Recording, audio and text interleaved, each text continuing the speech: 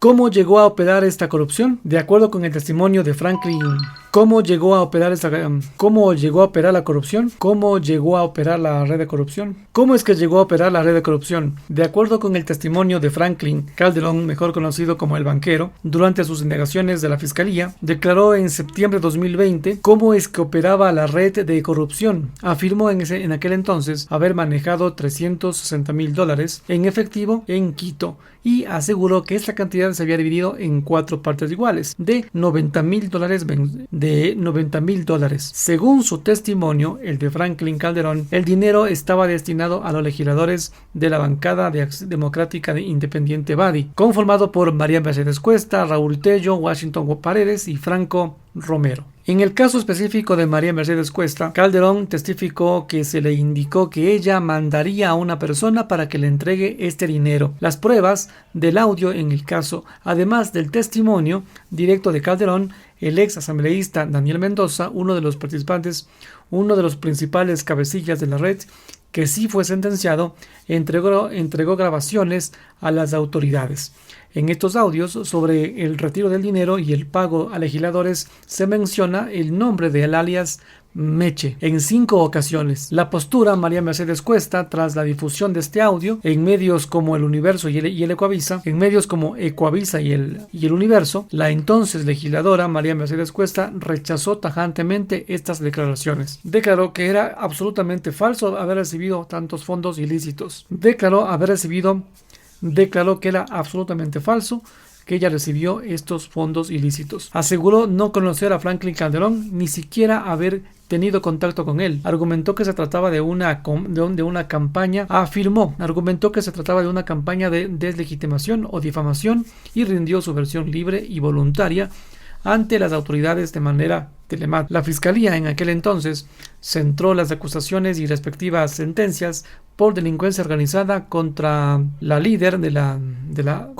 líder de la organización, que es Daniel Mendoza, René Tamayo, exdirector del SECOF, y en los contratistas que desviaron el anticipo al hospital. Al no consolidarse pruebas materiales al respecto directas de la recepción del efectivo por parte de Cuesta, la ex asambleísta quedó libre de cargos penales. La ex asambleísta quedó libre de cualquier cargo penal en este entramado. ¿Cómo es que funcionó esta red de corrupción? De acuerdo con el testimonio de Franklin Calderón, alias el banquero, declaró ante la fiscalía en septiembre de 2020 que cómo es que operaba esta red de corrupción. Afirmó haber manejado $360,000 en efectivo en Quito y aseguró que esa cantidad había sido dividida en 4 partes iguales de $90,000.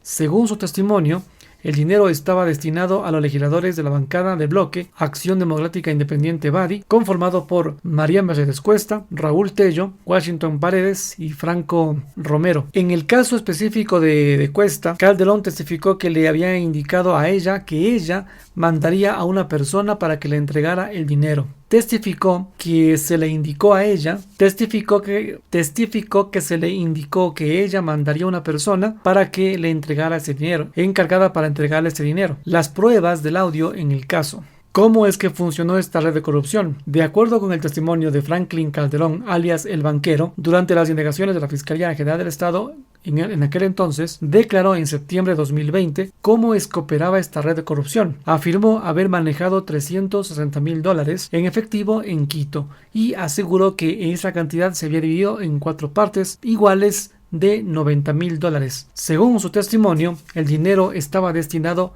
a los legisladores de la bancada BADI, bancada de bloque Acción Democrática Independiente, el BADI, María Mercedes Cuesta, conformado por María Mercedes Cuesta, Raúl Tello, Washington Paredes y Franco Romero. En el caso específico de Cuesta, Calderón testificó que se le indicó que ella le mandaría a una persona para que le entregue ese dinero. Además del testimonio de Calderón, el ex asambleísta Daniel Mendoza, uno de los implicados, entregó grabaciones a las autoridades. En estos audios sobre el retiro del dinero y el pago a legisladores se menciona como 4 veces el apodo de Meche. Sobre esto, la postura de Meche o María Mercedes Cuesta, tras la difusión de estos audios, la entonces legisladora rechazó tajantemente